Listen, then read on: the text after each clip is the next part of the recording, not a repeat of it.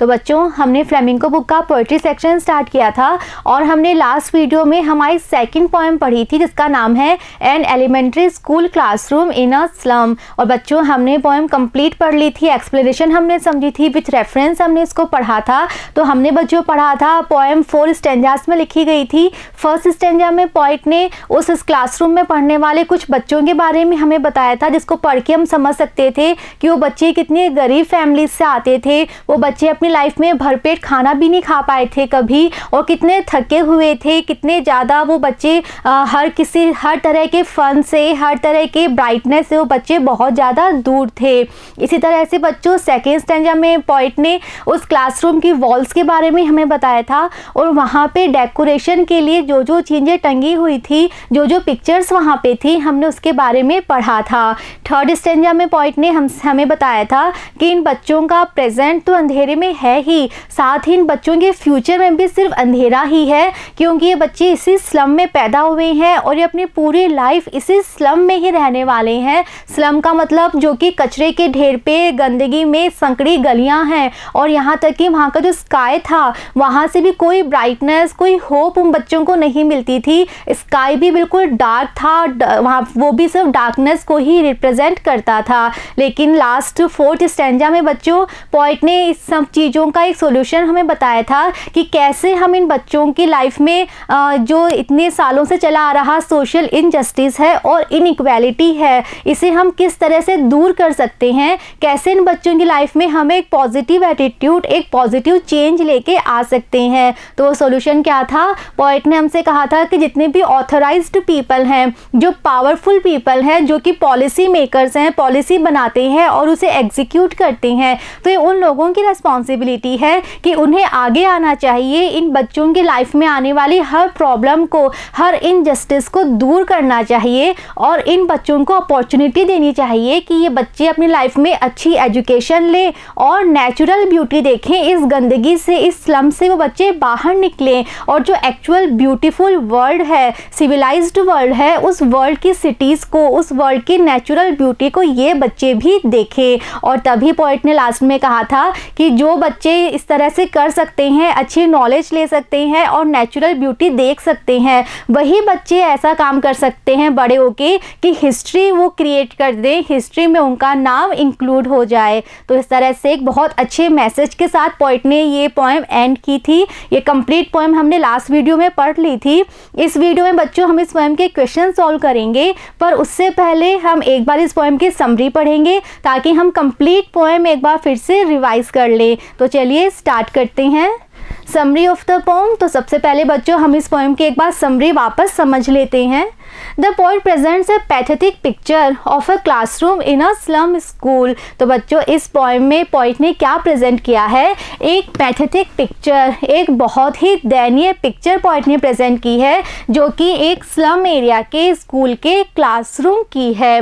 The slum is far away from the sea shore and the natural surroundings। और ये जो slum area है ये बहुत दूर है किससे? जो भी सी शोर है, यानी कि वहाँ आसपास कोई भी समुद्र, कोई भी रिवर, यानी कोई भी नेचुरल ब्यूटी नहीं है। तो इसीलिए नेचुरल सराउंडिंग से ये स्लम बहुत दूर है। Children living in slums are underfed, underdeveloped and untouched by the civilized world। और इस स्लम में जो बच्चे रहते हैं वो बच्चे कैसे हैं? अंडरफेड यानी उन्होंने कभी अपनी लाइफ में भरपेट खाना नहीं खाया। अंडरडेवलप्ड, उनका अच्छी तरह से डेवलपमेंट नहीं हुआ है, उनकी ग्रोथ अच्छी तरह से नहीं हो पाई है। And untouched by the civilised world, और इस सिविलाइज्ड वर्ल्ड से बच्चे बहुत दूर हैं, बिल्कुल अनटच्ड हैं। The maps of the world and pictures of great persons on the walls of the classroom are meaningless to these children। तो इसीलिए जो क्लासरूम की वॉल पे पिक्चर्स हैं किसकी? ग्रेट पर्सनैलिटीज़ की। हमने पढ़ा था शेक्सपियर की पिक्चर थी वहाँ पे। तो जो ग्रेट पर्सनैलिटीज़ की पिक्चर हैं और जो ब्यूटीफुल वर्ल्ड का मैप है, वो मैप जो कि इस वर्ल्ड की बिग सिटीज़ को दिखाता है, इस वर्ल्ड की नेचुरल ब्यूटी को दिखाता है, वो सारे मैप और ये सारी ग्रेट पर्सनैलिटीज़ इन बच्चों के लिए बिल्कुल मीनिंगलेस हैं, बिल्कुल व्यर्थ हैं। क्यों हैं? क्योंकि ये बच्चे अपने आप को इन सब चीज़ों से कनेक्ट नहीं कर पाते। इन्होंने कभी अपनी लाइफ में अच्छा लिटरेचर नहीं पढ़ा, ग्रेट पर्सनैलिटीज़ को ये जानते तक नहीं है। और ये जो वर्ल्ड है, ब्यूटीफुल वर्ल्ड, जहाँ पे इतनी बड़ी बड़ी सिटीज़ हैं, ब्यूटीफुल नेचुरल सराउंडिंग्स हैं, तो ये सब चीज़ें भी इन्होंने अपनी लाइफ में कभी नहीं देखी। ये बिल्कुल दूर है इन सब चीज़ों से, और वो स्लम ही इन बच्चों का वर्ल्ड है। इसीलिए ये जो सिविलाइज्ड वर्ल्ड है और जो ग्रेट पर्सनैलिटीज़ हैं, ये सब इन बच्चों के लिए बिल्कुल मीनिंगलेस, बिल्कुल यूजलेस है।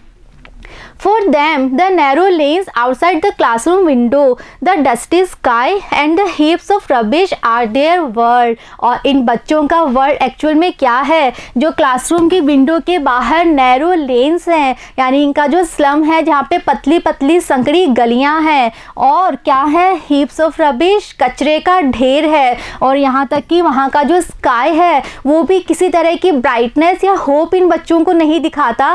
वहाँ का स्काई भी किस चीज़ का प्रतीक है? डार्कनेस का, डस्ट का। और यही इन बच्चों की लाइफ है।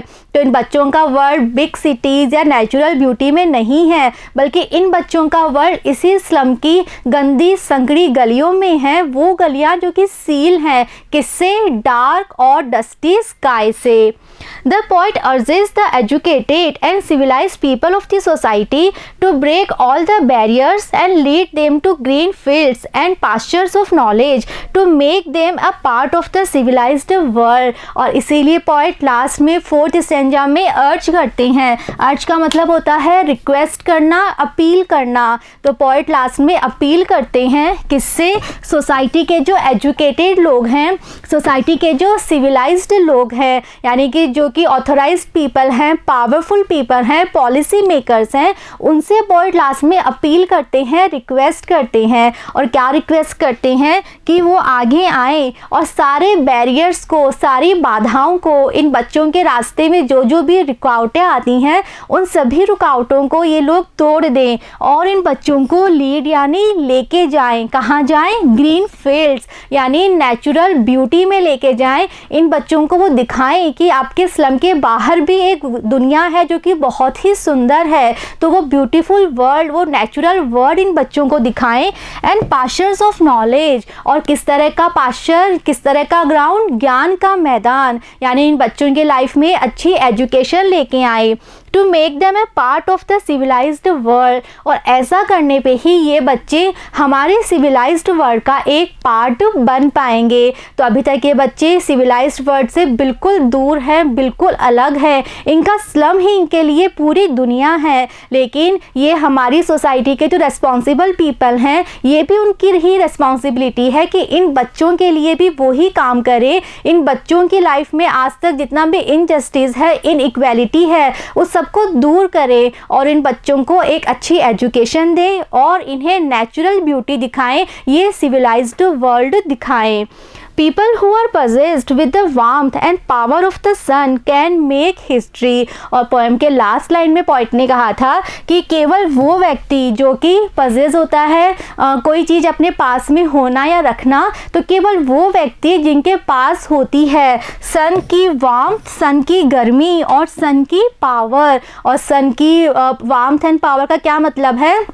वो व्यक्ति जो कि वेल एजुकेटेड हैं, केवल वो व्यक्ति ही क्या कर सकते हैं? हिस्ट्री क्रिएट कर सकते हैं, इतिहास में अपना नाम लिख सकते हैं। तो जिन लोगों को ये अपॉर्चुनिटी मिलती है अपनी लाइफ में कि वो अच्छी एजुकेशन प्राप्त करें और इस सिविलाइज्ड वर्ल्ड का पार्ट बने, नेचुरल ब्यूटी देखें, तभी वो व्यक्ति बड़े होकर ऐसा काम करके दिखाते हैं कि हिस्ट्री में उन लोगों का नाम इंक्लूड हो जाता है। तो अगर इन बच्चों को ये अपॉर्चुनिटी मिलेगी तो इस स्लम में रहने वाले बच्चे भी ऐसा काम करके दिखाएंगे कि ये भी हिस्ट्री में अपना नाम इंक्लूड करवा लेंगे। तो इस तरह से बच्चों हमने कंप्लीट पोएम पढ़ी थी। अब इस पोएम के हम क्वेश्चन सॉल्व करेंगे। Question first, tick the item which best answers the following. तो हमें कुछ स्टेटमेंट दिए गए हैं और फिर कुछ ऑप्शंस हैं, तो हमें उस ऑप्शन पे टिक करना है जो कि सबसे ज़्यादा सुटेबल है इस बात को क्लियर करने के लिए। A the tall girl with her head weighted down means. तो बच्चों हमने पढ़ा था, पोइट ने हमें क्लासरूम के कुछ बच्चों के बारे में डिस्क्राइब करके बताया था। तो हमने पढ़ा था कि वहाँ पे एक टॉल गर्ल बैठी हुई थी जिसका जो सिर था वो वेट की वजह से डाउन हो रहा था, नीचे हो रहा था। तो इस बात का क्या मतलब है? The girl first is ill and exhausted, वो गर्ल बहुत बीमार है, एग्जॉस्टेड यानी बहुत थकी हुई है। Second, has her head bent with shame, उस गर्ल का हर डाउन है, बेंट है, झुका हुआ है शेम की वजह से यानी शर्म की वजह से। थर्ड, हैज़ अनटाइडी हेयर, या फिर थर्ड कि उसके बाल बहुत अनटाइडी हैं, बिखरे हुए हैं। तो इसका आंसर है कि उसका सिर बैंड था वेट की वजह से। और वेट क्यों? क्योंकि वो बहुत ज़्यादा इल थी, बहुत ज़्यादा एग्जॉस्टेड थी, वो बहुत ही पुअर फैमिली से आती थी और उसे घर पे भी अपनी फैमिली को सपोर्ट करना पड़ता था, अपनी पेरेंट्स की हेल्प करनी पड़ती थी और उसने भी कभी अच्छे से भरपेट खाना नहीं खाया था, इसीलिए वो हमेशा एग्जॉस्टेड रहती थी और बहुत ज़्यादा इल लगा करती थी, इसीलिए उसका सिर जो था वो डाउन था। बी the paper seeming boy with rats eyes mean. बच्चों हमने एक और बच्चे के बारे में पढ़ा था, पोइट ने बताया था कि वो इतना पतला था जितना कि एक पेपर की शीट होती है और उसकी आइज़ कैसे थी? रेड जैसी आइज़ थी। तो इस बात का क्या मतलब है? The boy first sly and secretive, वो बच्चा जो था वो बहुत ही चोरी छुपे काम करता था, सबसे बच के अलग रहता था, सीक्रेटली रहता था। Second, thin hungry and weak, वो बच्चा बहुत पतला था, वीक था और भूखा था। थर्ड, एंड प्लीजेंट लुकिंग, वो बच्चा दिखने में बहुत ज़्यादा सैड दिखा करता था, अच्छा नहीं दिखा करता था। तो इसका मतलब ये है कि जैसे रैट की आइज़ होती हैं, रैट को हम ऐसा मानते हैं ना कि हमेशा भूखा ही रहता है, तो उसकी आइज़ हमेशा खाने को ढूंढती है। तो उसी तरह से ये बच्चा भी अपनी लाइफ में कभी भरपेट खाना नहीं खा पाया था और इसीलिए इसकी आइज़ भी हमेशा खाने को ढूंढा करती थी। इसकी आइज़ देख के हम समझ सकते थे कि वो कितना ज़्यादा भूखा है। और वो पेपर स्विमिंग था यानी थिन था, वीक था, और रेड आइज़ का मतलब है कि वो बहुत ज़्यादा हंग्री था, हमेशा खाने के लिए उसकी नज़रें ढूंढा करती थी। See the stunted unlucky heir of twisted bones means. तो बच्चों हमने एक और बच्चे के बारे में पढ़ा था, हमने पढ़ा था कि वो स्टंटेड था यानी कि उसकी जो ग्रोथ थी वो रुक गई थी, और वो एक अनलकी हेयर था यानी कि उसने विरासत में प्राप्त किया था एक बीमारी जो कि कैसी थी? ट्विस्टेड बोन्स की थी, जिसमें कि बोन्स ट्विस्ट हो जाती हैं, टर्न हो जाती हैं। ये बीमारी उसने अपने फादर से प्राप्त की थी, इसीलिए वो एक अनलकी वारिस था। किस चीज़ का? इस बीमारी का। तो इसका क्या मतलब है? The boy first has an inherited disability, उस बच्चे को एक डिसएबिलिटी, एक डिजीज़ मिली थी इनहेरिट में, यानी कि अपने फादर से उसको बाय बर्थ अपने जेनेटिक में उसको एक बीमारी मिली थी। सेकेंड, वो शॉर्ट एंड बोनी, वो बच्चा शॉर्ट था और बोनी था, बोन्स वाला था। तो उसका क्या मतलब है कि उस बच्चे को एक इनहेरिट डिसएबिलिटी उस बच्चे को मिली थी अपने फादर से, बाय बर्थ जेनेटिकली उसे एक बीमारी मिली थी। D. His eyes lives in dream. A squirrel's game in the tree room other than this means. एक और बच्चे के बारे में पोइट ने हमें बताया था कि एक बच्चा वहाँ ऐसा था जिसकी आइज़ में एक सपना दिखाई देता था। वो सपना, उसकी आइज़ जो थी वो सपना देखा करती थी और उसके सपने में चाहे कोई स्क्विरल का गेम हो, यानी वो नेचुरल ब्यूटी के सपने देखा करता था, फिर चाहे वो ट्री पे रूम बना के रहना हो, चाहे पशु पक्षियों के साथ खेलना हो, स्क्विरल के साथ खेलना हो, इस तरह के सपने उसकी आंखों में थे। तो इसका क्या मतलब है? The boy is first full of hope in the future, वो बच्चा फ्यूचर के लिए उम्मीद से भरा हुआ है। सेकेंड, मेंटली इल, वो बच्चा मानसिक रूप से बीमार है। सी, डिस्ट्रैक्टेड फ्रॉम द लेसन, जो क्लासरूम का लेसन है उस लेसन से उस बच्चे का ध्यान डिस्ट्रैक्ट है, हटा हुआ है। तो इस बात का मीनिंग ये है कि वो बच्चा अपने फ्यूचर के लिए फुल ऑफ होप था, बाकी सब बच्चों से वो अलग था। बाकी सब बच्चे अपना फ्यूचर उसी स्लम में देखा करते थे, लेकिन ये बच्चा बाकी सब बच्चों से अलग था। वो नेचुरल ब्यूटी में जाने का सपना देखा करता था, उसकी आंखों में एक बहुत बड़ा सपना था अपने फ्यूचर को लेके। Uh, the childrens faces are compare to rootless weeds. तो हमने पढ़ा था कि पोएट ने कहा था कि इन बच्चों के जो फेस हैं वो कैसे हैं, रूटलेस वीड्स की तरह हैं, उन जंगली पौधों की तरह हैं जिन्हें कोई भी उखाड़ देता है। तो इस बात का क्या मतलब है? फर्स्ट, आर इनसिक्योर, वो बच्चे बहुत ज़्यादा इनसिक्योर थे। सेकेंड, आर इल फेड, उन बच्चों को अच्छे से खाना नहीं मिलता था। थर्ड, आर वेस्टर्स, वो बच्चे बिल्कुल बेकार थे। तो इसका मतलब है कि वे बच्चे बिल्कुल इनसिक्योर थे, जैसे कि वीड्स होते हैं, कोई भी आके उन्हें उखाड़ देता है क्योंकि वो जंगली पौधे होते हैं, वो बिल्कुल यूजलेस होते हैं, तो कोई भी आके उन्हें उखाड़ देता है। तो इसी तरह की इनसिक्योरिटी उन बच्चों के फेस पे भी थी। उनकी लाइफ में कोई सिक्योरिटी नहीं थी, ना अपने प्रेजेंट को लेके ना अपने फ्यूचर को लेके। Question 2. What do you think is the color of sour cream? Why do you think the poet has used this expression to describe the classroom walls? तो बच्चों हमने पढ़ा था पोएट ने क्लासरूम वॉल्स के बारे में क्या कहा था कि वो सार क्रीम कलर की थी। तो हमारा क्वेश्चन है कि सार क्रीम कलर से आप क्या समझते हैं, आपका क्या मतलब है और आप क्या सोचते हैं कि पोएट ने ये एक्सप्रेशन उस क्लासरूम की वॉल को डिस्क्राइब करने के लिए क्यों यूज़ किया है। तो सार क्रीम वॉल का मतलब क्या है और ये एक्सप्रेशन पोएट ने यूज क्यों किया है? आंसर, द कलर ऑफ सार क्रीम इज ऑफ वाइट। तो सार क्रीम का मतलब क्या होता है? ऑफ वाइट कलर जो होता है, जो वाइट जैसा होता है, क्रीम जैसा होता है, वो होता है। The poet has use this expression to suggest the decaying aspect. और ये एक्सप्रेशन पोएट ने यूज किया है ये दिखाने के लिए कि जो वॉल थी वो कितनी गंदी थी, वो डिके हो रही थी, वो नष्ट हो रही थी, कलर कितना गंदा हो चुका था, ये दिखाने के लिए ये एक्सप्रेशन यूज किया गया है। The deterioration in the color of the classroom walls symbolizes the pathetic condition of the lives of the school scholars, the children of this slum school। और ये जो सार क्रीम कलर है ये क्या दिखाता है? ये सिंबलाइज करता है क्या कि यहाँ के जो बच्चे हैं उनकी लाइफ भी कितनी पैथेटिक है, कितनी दयनीय है, ये दिखाने के लिए सार क्रीम कलर जो है वो पोएट ने यूज़ किया है, ये एक्सप्रेशन पोएट ने यूज़ किया है। तो जितनी दयनीय हालत उन दीवारों की थी उतनी ही दयनीय हालत यहाँ पढ़ने वाले इन बच्चों की थी। Question 3. The walls of the classroom are decorated with the pictures of Shakespeare, buildings with domes, world maps and beautiful valleys. How do these contrast with the world of these children? तो बच्चों हमने पढ़ा था कि जो classroom की wall थी वो वैसे बहुत गंदा कलर था उस पर, लेकिन वो डेकोरेटेड थी, वहाँ पे पिक्चर्स थी, शेक्सपियर की पिक्चर थी, वहाँ पे ब्यूटीफुल सिटीज़ की पिक्चर थी जहाँ पे बिल्डिंग्स बनी हुई थी बड़ी बड़ी और उन बिल्डिंग्स के ऊपर डोम्स भी बने हुए थे।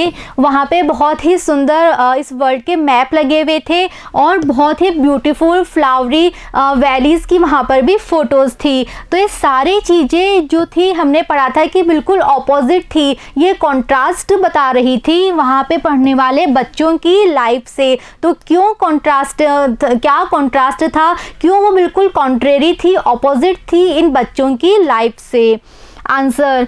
The picture that decorate the walls hold a stark contrast with the world of these underfed, poverty-stricken slum children living in cramped dark holes। तो बच्चों वो जितनी भी सारी पिक्चर्स थी जो कि उस क्लासरूम की वॉल पे लगाई गई थी वो एक बहुत ज़्यादा कंट्रास्ट प्रेजेंट करती हैं इन बच्चों की लाइफ से। वे बच्चे जो कि अंडरफेड हैं, जो कि बिल्कुल कुपोषित हैं, जिन्हें अच्छे से खाना तक नहीं मिलता, जो कि पोवर्टी स्ट्राइकिंग है, जो कि बिल्कुल गरीबी में धंसे हुए हैं और स्लम में रहते हैं। और स्लम में भी कैसे रहते हैं? ऐसे अंधेरे होल में रहते हैं जो कि क्रैम्प्ड है, यानी भीड़ से भरा हुआ है, यानी इनके जो घर हैं वो भी भीड़ से भरे हुए हैं। एक ही घर में बहुत सारे लोग यहाँ एक साथ रहते हैं। तो इन बच्चों की लाइफ से और यहाँ जो डेकोरेशन की चीज़ें लगाई गई थी, जितनी भी पिक्चर्स लगाई गई थी, उन पिक्चर्स में बहुत ज़्यादा कॉन्ट्रास्ट था, ये बताया गया है।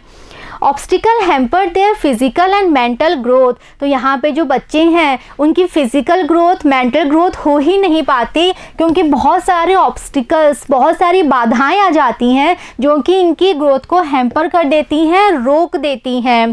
The pictures on the wall suggest beauty, well being, progress and prosperity. और जो पिक्चर्स वॉल पे लगाई गई थी वो सभी पिक्चर सिंबल थी, किसका? ब्यूटी का, वेल बीइंग का, प्रोग्रेस का एंड प्रॉस्पेरिटी का। तो वो ब्यूटीफुल वर्ल्ड है और वैली है, बहुत ही सुंदर फ्लावरी वैली है, शेक्सपियर है, शेक्सपियर की फ़ोटो है। तो ये सारी चीज़ें प्रेजेंट करती हैं ब्यूटी को, वेल बीइंग को, प्रॉस्पेरिटी को। A world of sunshine and warmth of love. तो वो सारी चीज़ें प्रेजेंट करती हैं एक ऐसे वर्ल्ड को जो कि सनशाइन से भरा हुआ है और जहाँ पे हर जगह लव की वार्मथ है। But the world of the slum children is अगली एंड लैक प्रॉस्पेरिटी। लेकिन यहाँ स्लम के बच्चों की जो वर्ल्ड है उस वर्ल्ड में किसी भी तरह की प्रॉस्पेरिटी नहीं है और वो वर्ल्ड बहुत ज़्यादा अगली है, यहाँ किसी भी तरह की कोई ब्यूटी नहीं है। तो ये एक बहुत ज़्यादा कॉन्ट्रास्ट था इन बच्चों की लाइफ में और जो उस क्लासरूम की वॉल को डेकोरेट करने के लिए पिक्चर्स लगाई गई थी उन सभी पिक्चर्स में। तो इसीलिए वो सारी पिक्चर्स इन बच्चों के लिए बिल्कुल मीनिंगलेस थी।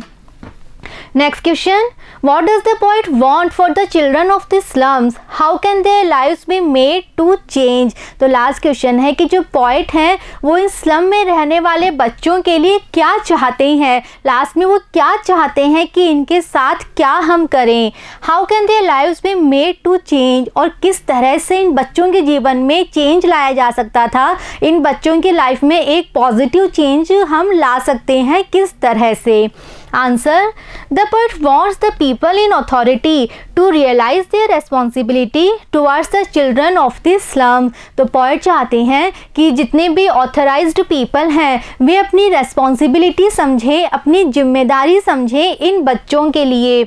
All sort of social injustice and class inequalities be ended by eliminating the obstacles that confine the slum children to their ugly and filthy surroundings। तो जितनी भी तरह की social injustice है और जितनी भी तरह की inequality है, असमानता है, जितना भी अन्याय है, उन सभी को एंड कर देना चाहिए, ख़त्म कर देना चाहिए। कैसे ख़त्म होगा? जब हम सारे ऑब्स्टिकल्स को, सारी बाधाओं को एलिमिनेट कर देंगे, हटा देंगे। और वो सारी बाधाएं जो क्या करती हैं, इन बच्चों की लाइफ को कंफाइन कर देती हैं, यानी कि इन बच्चों की लाइफ को लिमिट कर देती हैं। कहाँ पर? इनकी सराउंडिंग्स में ही, जो कि कैसी है? अगली है, गंदी है। तो उन सभी बाधाओं को दूर कर देना चाहिए जिन बाधाओं की वजह से ये बच्चे अपने स्लम से बाहर नहीं निकल पाते। इसी स्लम की गंदगी में, ये स्लम जो कि बहुत ही अगली है, जहाँ कोई प्रॉस्पेरिटी नहीं है, जहाँ बच्चों की लाइफ में कोई लव नहीं है, कोई होप नहीं है, उन सभी बाधाओं को दूर कर देना चाहिए और इनकी लाइफ में जो इनजस्टिस है और इनइक्वालिटी है उसको हटा देना चाहिए। Let them study and learn to express themselves freely। तो वो चाहते हैं कि यहाँ के बच्चे बहुत स्टडी करें, अच्छी एजुकेशन पाएँ और फिर ये अपने आप को एक्सप्रेस करना सीखें freely. Then they will share the fruit of progress and prosperity। और ऐसा करके ही इन बच्चों के लाइफ में भी प्रोग्रेस और प्रॉस्पेरिटी आ पाएगी। And their lives will change for the better। और तभी इनका जीवन बदल पाएगा एक अच्छे फ्यूचर के लिए। तो जितने भी रेस्पॉन्सिबल लोग हैं, ऑथराइज्ड लोग हैं, उन्हें आगे आना चाहिए, इन बच्चों को एक अच्छी एजुकेशन देनी चाहिए, तभी इनकी लाइफ में जो इनजस्टिस है वो दूर हो पाएगा और ये अपने अच्छा फ्यूचर बना पाएंगे, एक अच्छे फ्यूचर अपनी लाइफ में ला पाएंगे। तो बच्चों, यहाँ हमने इस पोएम के सारे क्वेश्चन सॉल्व कर लिए हैं। आई होप आपको ये complete poem with explanation, reference and इसके सारे क्वेश्चन आंसर्स अच्छे से समझ में आए हैं। नेक्स्ट वीडियो में बच्चों हम एक न्यू पोएम स्टार्ट करेंगे। See you in the next video. Thank you.